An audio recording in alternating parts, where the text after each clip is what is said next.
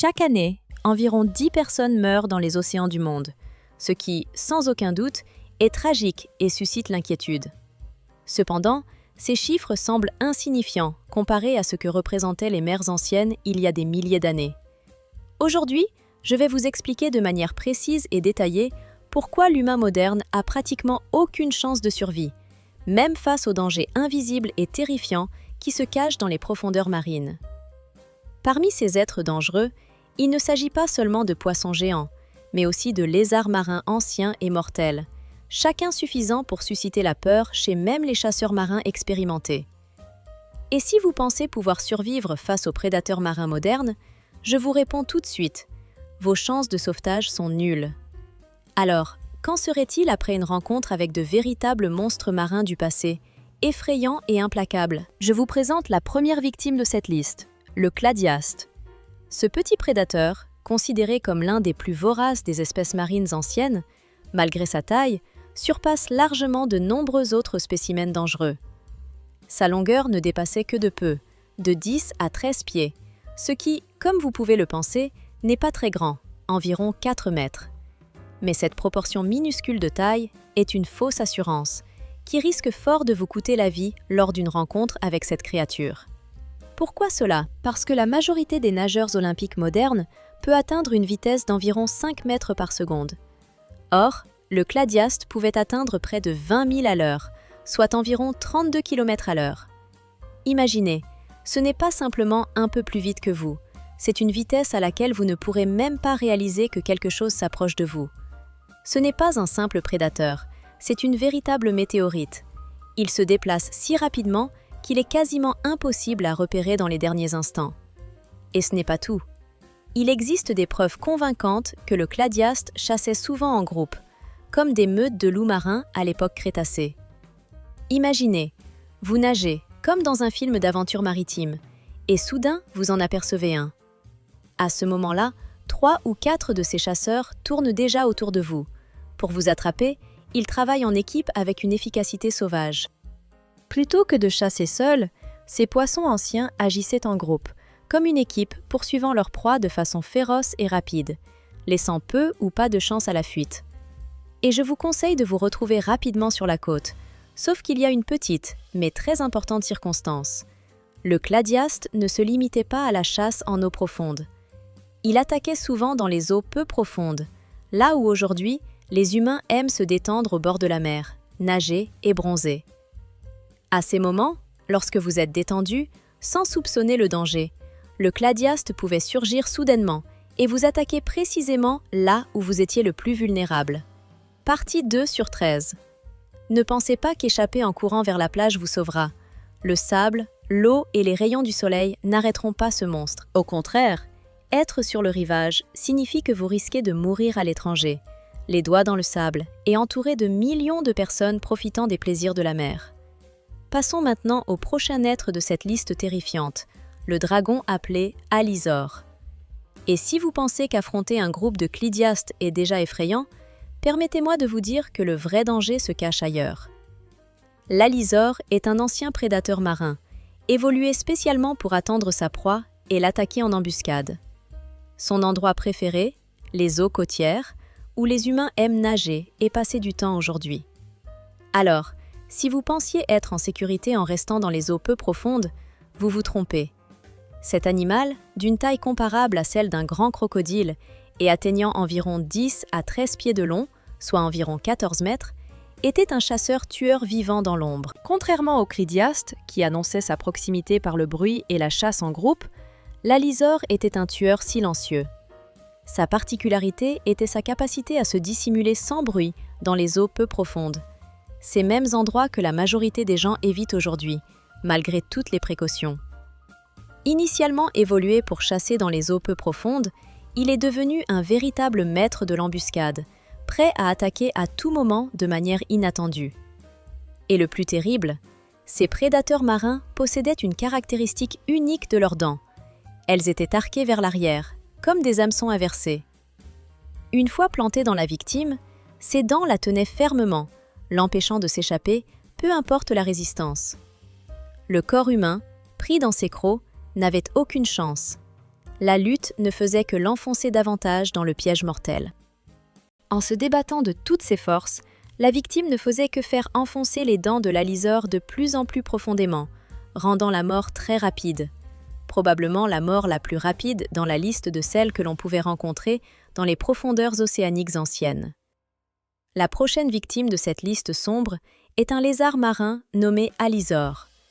Et si vous pensiez que d'être la proie d'un groupe de poissons carnassiers est déjà suffisamment effrayant, préparez-vous à entendre parler d'un être qui a évolué spécialement pour attaquer soudainement sa proie à des endroits inattendus. Ce monstre marin était un véritable maître de l'embuscade, sa capacité à s'approcher silencieusement de sa victime le rendant particulièrement dangereux. Et même si vous pouvez penser « Je suis en sécurité parce que je nage dans peu d'eau », les ennemis de ce monde savent que le danger se cache justement là. L'alysore préférait chasser dans les zones côtières, là où les gens nagent, prennent le soleil et passent leur temps aujourd'hui, sans se douter de la présence de prédateurs anciens.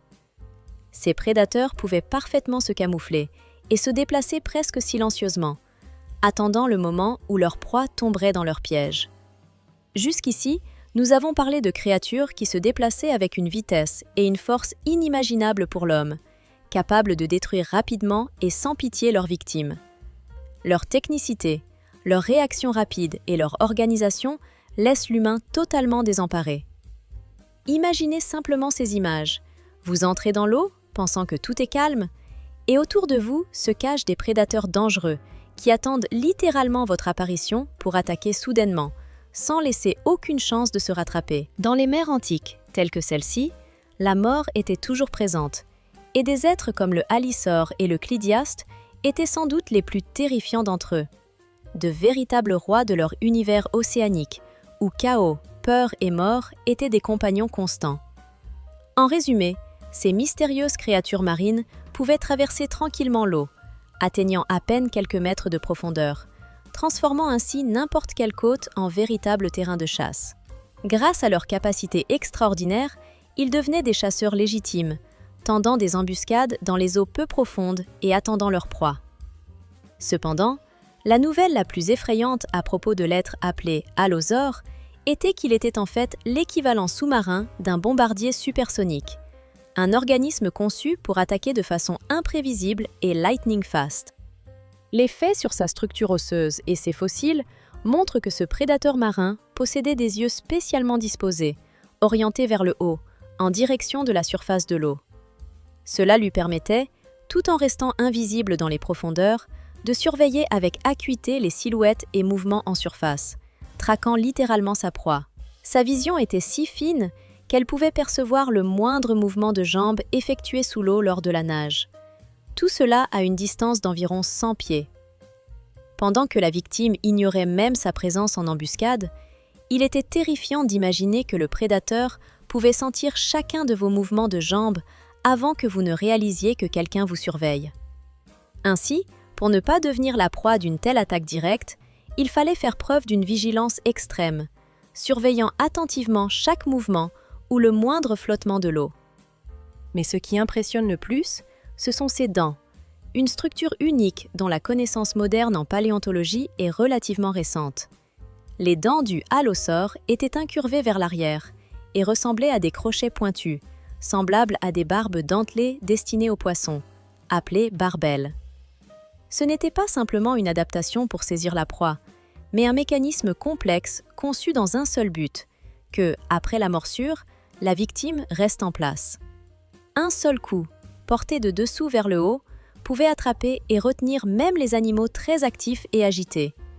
Les dents ne laissaient pas partir la proie, mais au contraire, l'accrochaient solidement, la transformant en une sorte de filet vivant. La chose la plus étonnante et pratiquement incroyable est la supposition avancée par les dentistes évolutionnistes selon laquelle Kipoti aurait eu la capacité d'être projeté sur des rivages peu profonds ou dans la zone côtière pour, comme un poisson ou un animal de rivage, attraper instantanément sa proie directement à la limite de l'eau.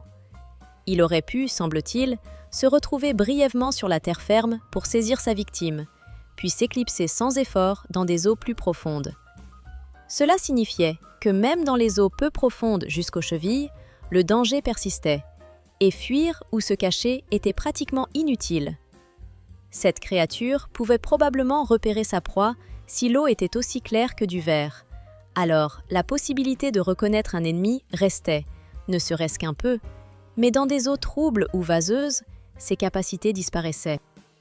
Mais, en parlant de tels monstres, il ne faut pas oublier l'arme suivante en ordre de danger. Une créature capable d'attaquer soudainement et de manière étonnamment efficace, même sans avoir besoin de traîner tout son corps avec elle. Deux risques se mêlaient ici, la furtivité et une capacité d'attaque apparemment impossible.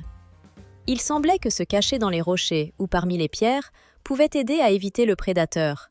Mais le plus horrible était que le Crypotis, c'est ainsi que cette créature était nommée, possédait un cou particulier, si long et si mobile qu'il pouvait facilement atteindre des endroits isolés, même s'il se trouvait assez loin d'eux. Cette créature était véritablement géante, d'environ 30 pieds de long et pesait environ 1600 livres. À titre de comparaison, on peut imaginer un otarie ou un phoque avec un cou comme celui d'un girafe, une bête qui combinait habilement un poisson marin et un prédateur sanguinaire. L'image de ce monstre pouvait être celle d'un phoque ou d'un éléphant de mer, avec une peau pesant 1,5 tonnes, mais avec un cou aussi long qu'un des plus grands girafes. Son museau combinait les traits d'un carnivore marin, des dents pointues capables de déchiqueter la proie en morceaux, et une mobilité étonnante du cou. Tout cela avait pour but qu'il puisse, en laissant son corps massif à une distance sécurisée, pénétrer avec une précision et une agilité étonnantes dans de petites fissures, des crevasses ou des terriers, se cacher au cœur de grottes sous-marines, puis attaquer soudainement. Et le plus terrible, ses dents n'étaient pas simplement aiguisées. Elles avaient été spécialement conçues pour s'emboîter et se fermer, formant une sorte de grille ou de cage rasoir, semblable à des volets ou un mécanisme empêchant la sortie de la victime. Lorsque Crypotis saisissait sa proie avec ses dents, celle-ci se bloquait instantanément, formant une cage pointue comme un fer de lance, comme une barrière métallisée. Cette construction incroyable transformait sa bouche en une arme vivante, semblable à des poignards luxueux, enfermés dans une prison sonore dont on ne pouvait sortir. Et tout cela se produisait très rapidement. Après avoir brièvement perdu du temps à saisir, il pouvait laisser sa victime dans un piège mortel, ne laissant aucune chance de sauver sa vie. La caractéristique la plus remarquable de ce monstre marin est la présence d'organes sensoriels spécialisés, qui le rendaient pratiquement invincible en tant que chasseur. Quoth 7 possédait des organes de perception sensorielle uniques, lui permettant de détecter ses proies cachées sous l'eau, même si celles-ci étaient soigneusement dissimulées dans les endroits les plus difficiles d'accès. En particulier, ces organes lui permettaient de percevoir les odeurs, de capter les signaux électromagnétiques, et peut-être même de ressentir les champs électriques générés par le mouvement des muscles et le rythme cardiaque de ses proies potentielles. Ainsi, cette créature semblait capable de sentir non seulement l'odeur de la peur, mais aussi de percevoir le pouls, un signal indiquant que le cœur battait dans la proie cachée à une distance sûre. Les fossiles montrent que Crypatis prospérait pendant des millions d'années dans des mers chaudes peu profondes, couvrant encore une grande partie de l'Europe à l'époque du Jurassique. Ces preuves géologiques confirment que sa tactique de chasse était extrêmement efficace, car ses restes ont été retrouvés dans des lieux où abondaient autrefois des organismes marins. La présence d'ossements de ses proies dans ses estomacs fossilisés indique que pour ce prédateur, il était facile de chasser des animaux et des poissons, de se cacher dans des lieux isolés et de mener des attaques surprises. Ces stratégies témoignent à quel point sa lutte pour la survie était élaborée et impitoyable, ainsi que du temps et des efforts évolutionnaires consacrés à la formation de ce prédateur redoutable et pourtant parfait des mers anciennes. Commençons notre récit par une reconnaissance.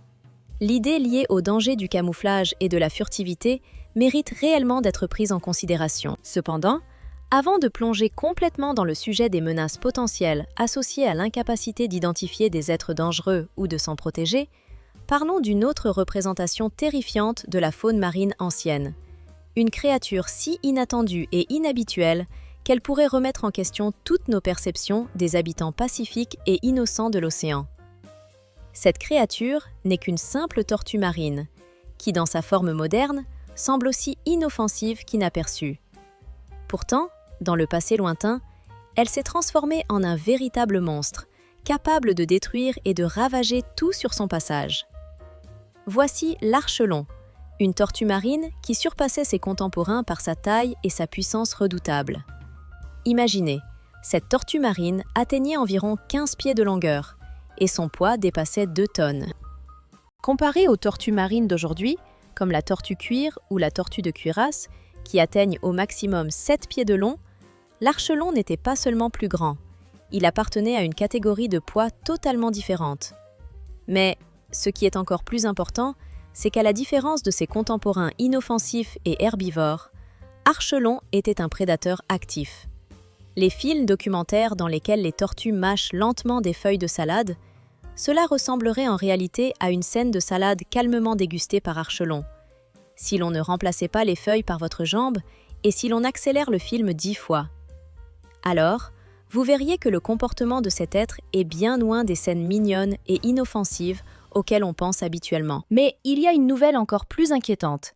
Ses mâchoires et ses dents n'ont pas été conçues pour mâcher des plantes, mais ont évolué pour briser les carapaces de mollusques marins, ammonites, qui étaient des proches des calamars et des poulpes modernes, mais avaient des plaques et des carapaces rigides, plus résistantes que celles des crabes actuels.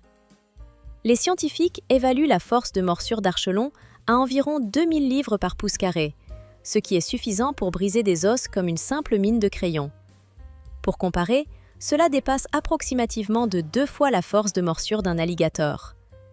Et la partie la plus étonnante, malgré ses dimensions et ses dents mortelles, Archelon ne possédait pas de carapace dure comme celle des tortues marines modernes. À la place, son corps était recouvert d'un squelette caoutchouteux, plus souple et plus élastique. Bien que cela puisse sembler faible et vulnérable à première vue, c'est en réalité cette caractéristique qui donnait à Archelon un avantage évident. Il pouvait changer de direction rapidement, effectuer des manœuvres qui semblaient impossibles pour un tel géant.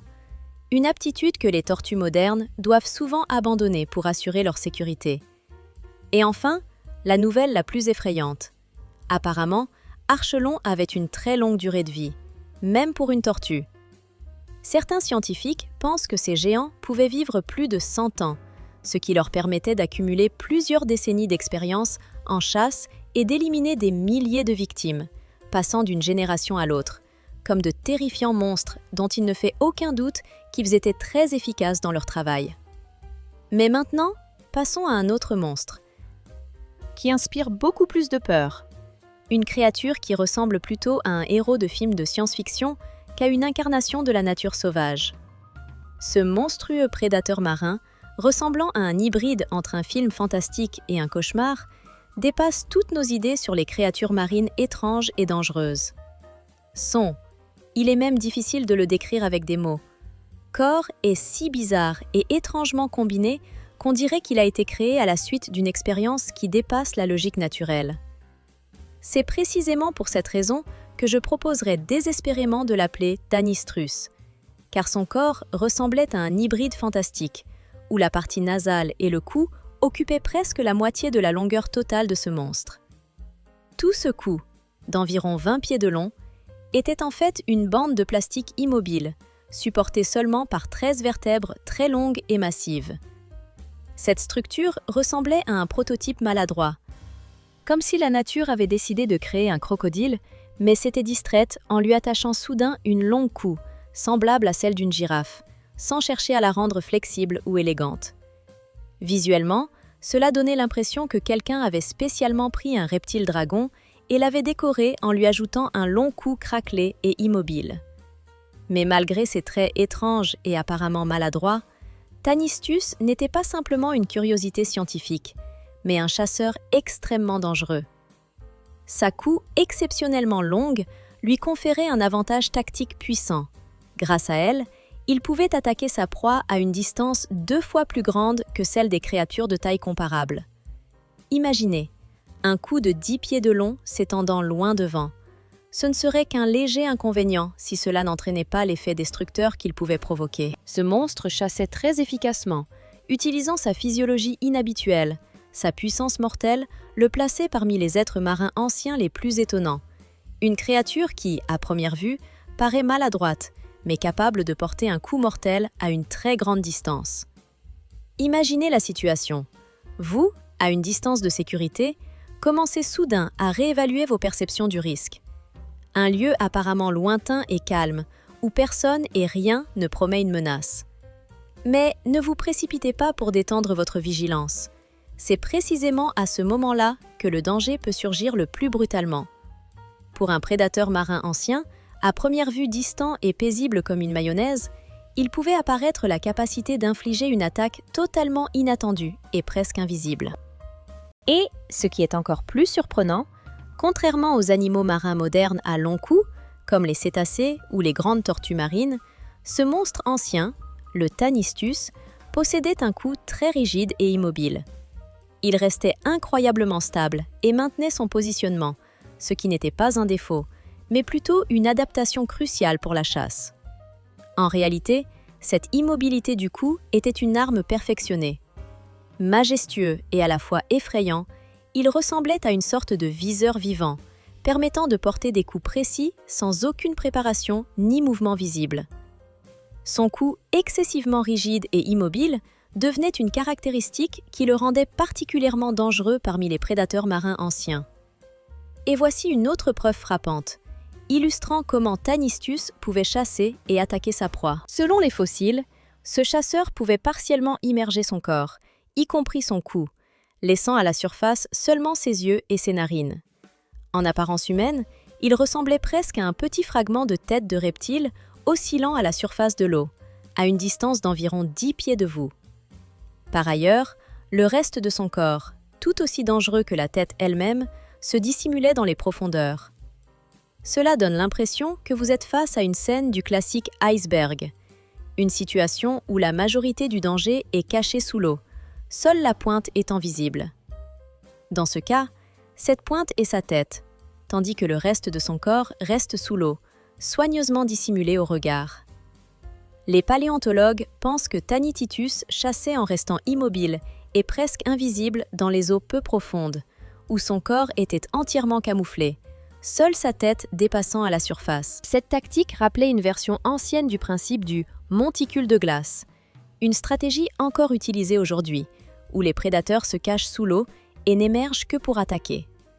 La seule différence étant qu'ici, il n'atteignait pas la plongée complète, sa submerged n'étant que la moitié de son corps, l'autre moitié restant près de la surface. C'était une embuscade inattendue, un piège furtif qui pouvait surprendre l'ennemi. Mais malgré sa construction plutôt inhabituelle et apparemment étrange, ce prédateur marin, Tanititus, était de taille relativement modeste, atteignant seulement 20 pieds de long. C'était bien plus petit que les géants dont nous parlerons ensuite, et pourtant, même un tel modeste glider représentait un vrai monstre. Le prochain ancien monstre marin dont il sera question était si énorme et effrayant que sa taille et sa puissance faisaient frissonner même les plus intrépides. Non seulement il chassait et dévorait ses victimes, mais il figurait aussi parmi les prédateurs suprêmes de l'époque, ceux qui occupaient le sommet de la chaîne alimentaire océanique. Ces anciens monstres marins étaient si dangereux que même les requins modernes et autres grands prédateurs marins ne pourraient en rêver, même dans leurs cauchemars. Il s'agit d'un géant qui pouvait dépasser 45 pieds de long et peser jusqu'à 7 tonnes, un poids comparable à celui d'un grand autobus scolaire. Imaginez ce véhicule colossal, mais sous forme d'un animal marin, avec surtout des mâchoires capables de briser une voiture en deux. Les preuves issues de fouilles et de fossiles montrent clairement que ces monstres marins étaient au cœur même de la chaîne alimentaire de l'océan. On peut dire que, comme le T-Rex sur la Terre, ils étaient des rois absolus de leur royaume aquatique, au sommet et sans rival dans leurs écosystèmes marins. Et ce qui est encore plus surprenant, c'est que les scientifiques pensent que ces dinosaures marins géants n'étaient pas seulement grands, mais aussi incroyablement rapides et flexibles. Malgré leur taille impressionnante, ils étaient capables de se déplacer à une vitesse estimée d'environ 30 miles par heure, plus rapide que n'importe quel homme sur Terre, même dans l'eau. Et voici la chose la plus terrifiante. Malgré leur taille colossale, leurs mâchoires possédaient une arme secrète particulière. Ces monstres marins possédaient des dents supplémentaires, situées à l'intérieur du palais, littéralement sur la mâchoire supérieure.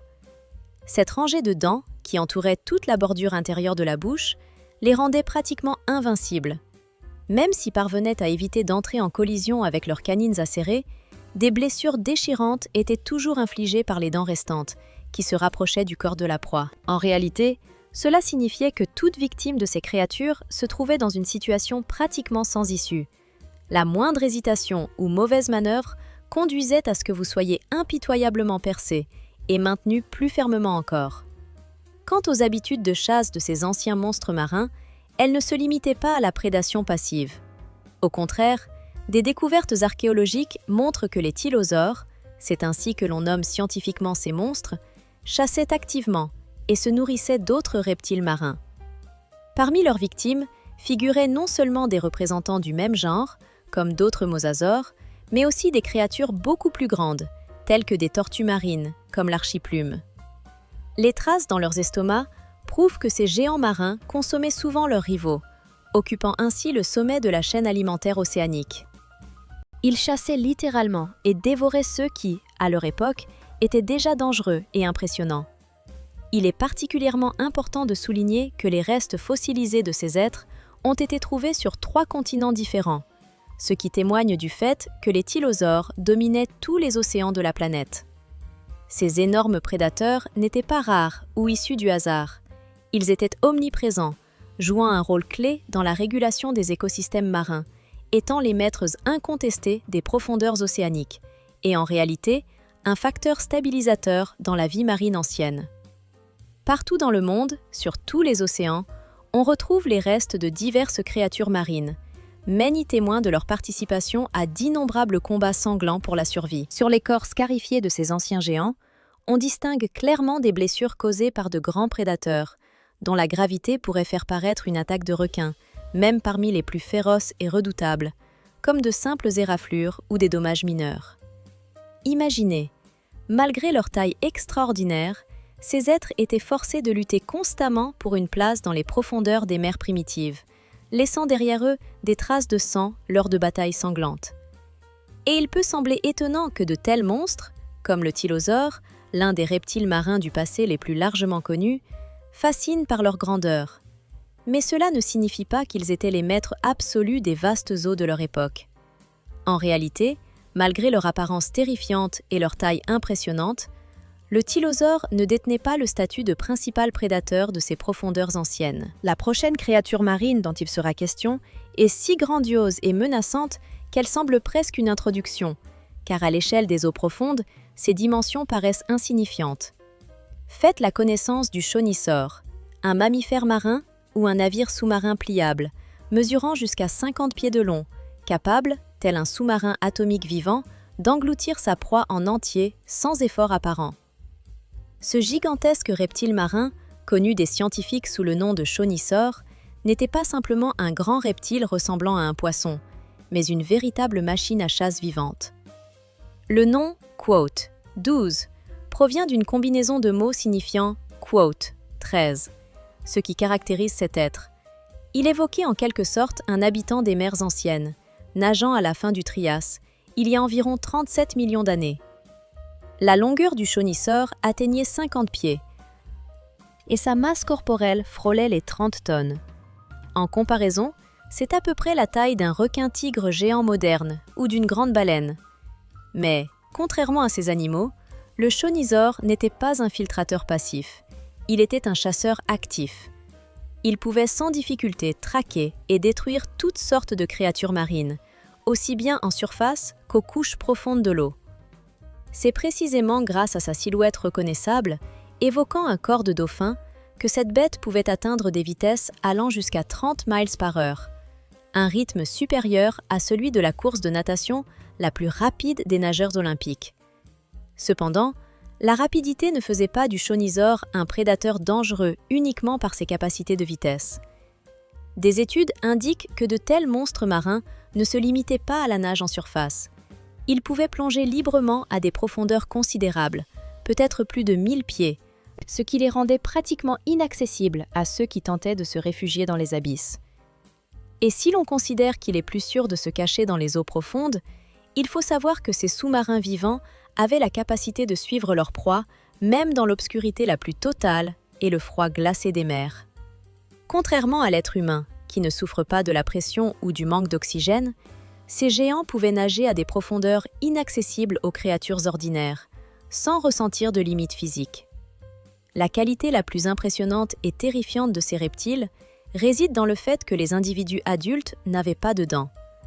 Cela peut sembler une consolation, mais ne vous précipitez pas pour en tirer des conclusions, car une menace encore plus terrifiante se cache derrière.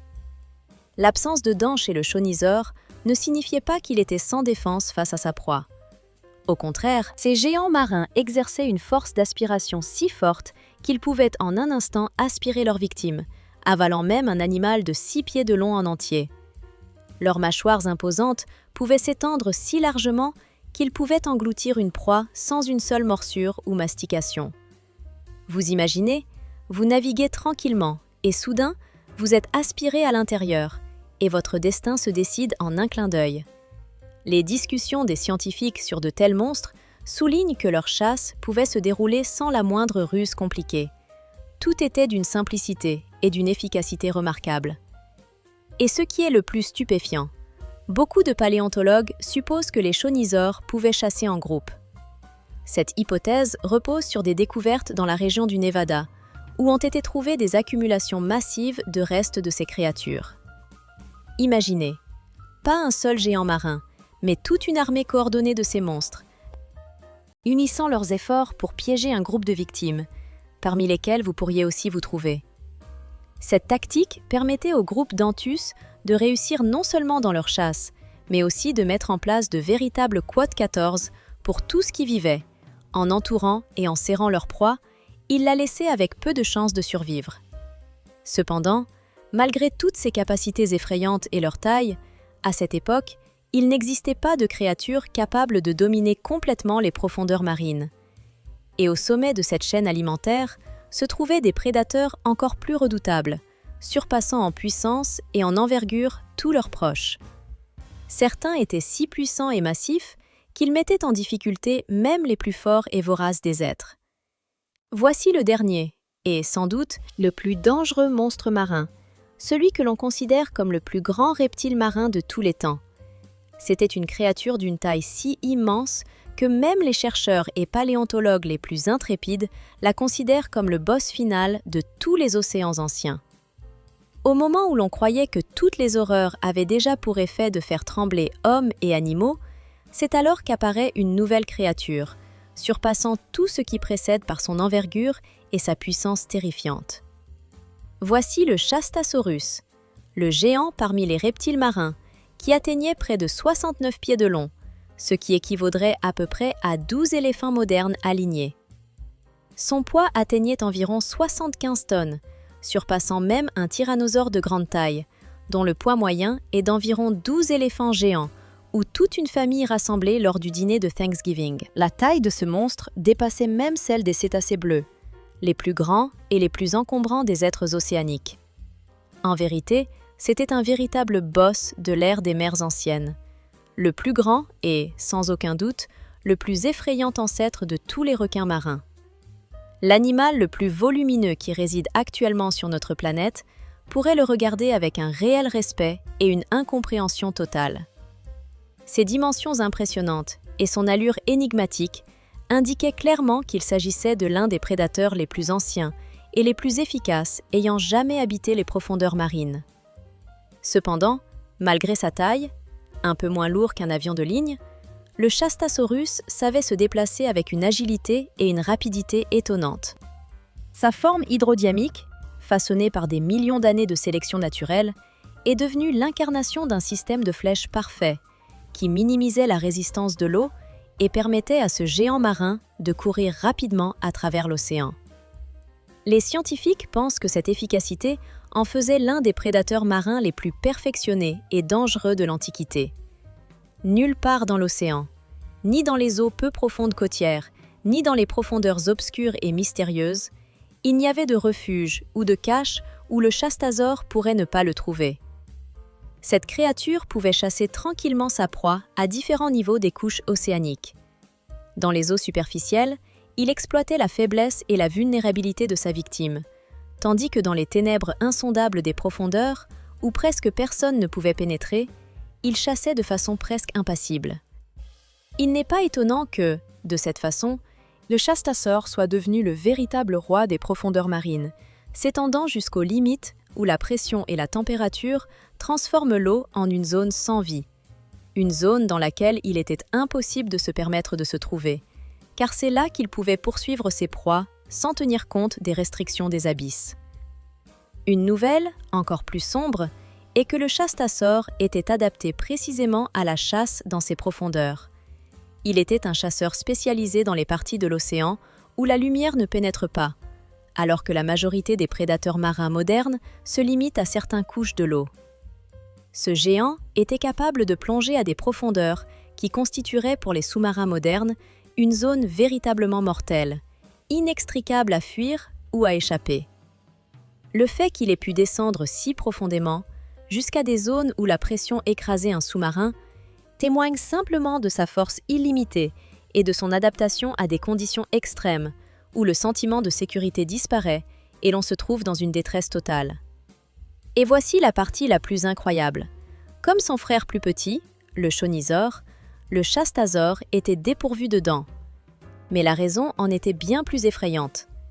Contrairement à la plupart des reptiles carnivores ou des mammifères, il possédait un système d'aspiration unique, un vide puissant créé lors de l'ouverture de ses mâchoires gigantesques.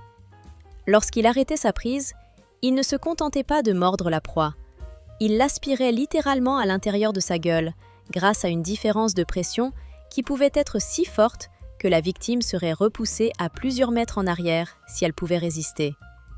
Ce mécanisme peut être imaginé comme un aspirateur sous-marin vivant, capable d'aspirer tout ce qui se trouve sur son passage.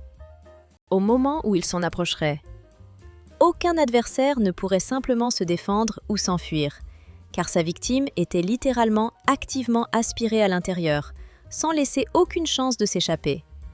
La chose la plus terrifiante est que les preuves et les fossiles retrouvés permettent de supposer que le chastasaur chassait dans les ténèbres profondes et inexplorées des abysses océaniques, où même la lumière n'est qu'une illusion.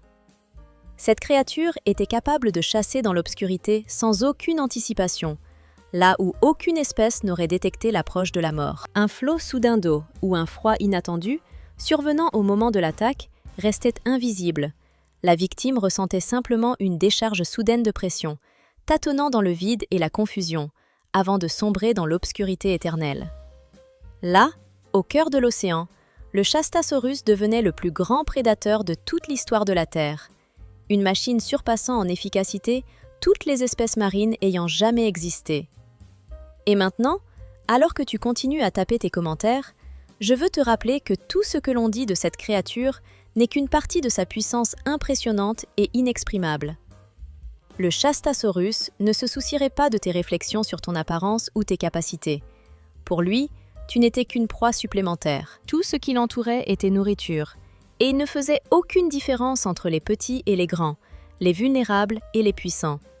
Si tu es là, en ce moment, à penser « quote-bas, 16-bas », alors il faut vraiment réfléchir sérieusement et admettre que c'est une illusion. Il est donc préférable de comprendre progressivement que des créatures comme ce géant marin ont été extrêmement rares dans toute l'histoire de la planète, et leur efficacité dans la chasse et la survie était incontestable. Et si tu te rends compte que tu serais complètement impuissant face à ce monstre marin, c'est une autre raison pour simplement t'émerveiller devant sa grandeur et t'étonner à quel point nos ancêtres, les reptiles marins, qui grâce à des millions d'années d'évolution, sont devenus des prédateurs aussi parfaits et impitoyables, étaient puissants et étonnants. Que de telles pensées t'inspirent à réfléchir à la façon dont se déroulent les combats de la vie et aux secrets que recèlent les profondeurs de notre ancien et mystérieux monde sous-marin.